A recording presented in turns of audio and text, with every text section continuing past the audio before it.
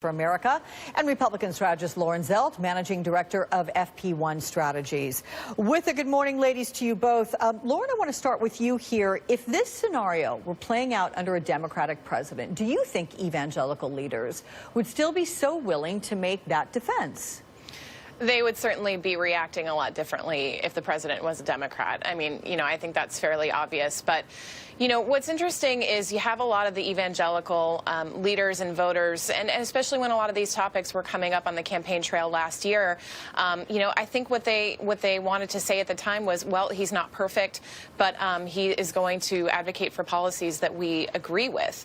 Whether that's right or wrong, I don't know. That's between those evangelical leaders and their God. But, I do think that it's important to talk about the politics of this. I don't think this really changes anything politically for the president. I don't think anyone's surprised by this, really.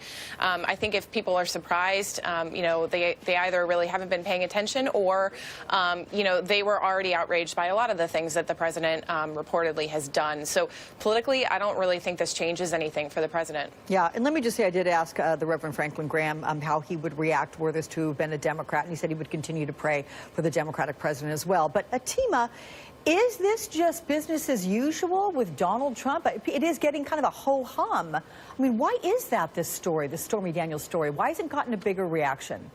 I mean, the guy's been married 3 times, and the second wife was from an affair that he had with her on the first wife. So that's probably why it's not actually getting all that sort of much drama, to be honest with you. I mean, the only thing that's interesting is the payout potentially arranged by this lawyer that was set up through an LLC in Delaware, where you can hide some of this stuff a lot more legally.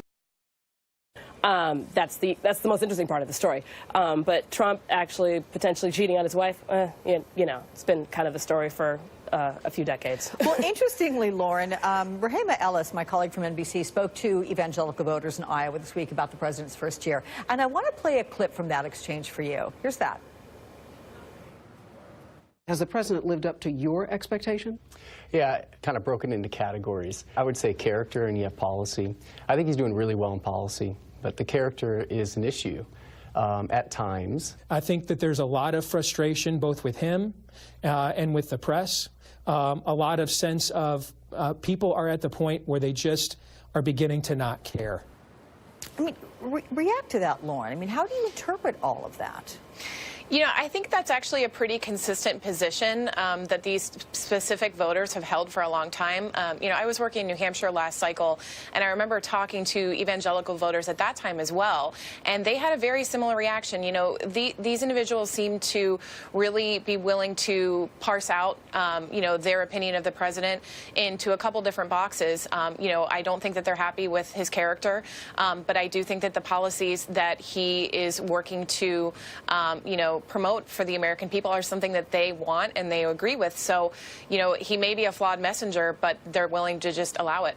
So, Atima, where should the morality line be drawn here? And should then we look to evangelical leaders as to try to help us figure out where that is? Or have they failed in their ability relative to this president to put forward a true Christian-like position?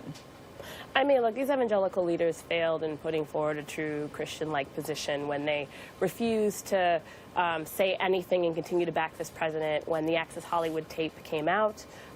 They certainly gave away any sort of when many of them did as many backflips and twists of their body as possible to justify Roy Moore literally molesting teenagers.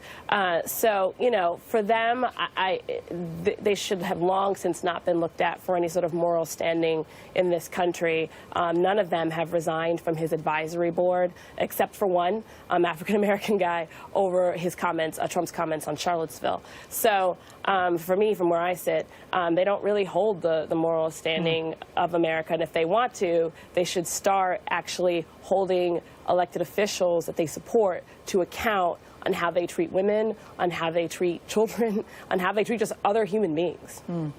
And I just want to say, before I start getting tweets from people, the reality is that part of Christian philosophy is forgiveness, and that is the thing that was frequently cited by the Reverend Franklin Graham when I was speaking to him yesterday. So we'll give him that in terms of the definition of Christian principles. So, all right, well, ladies, Lauren, Atima, thank you so much. I appreciate it.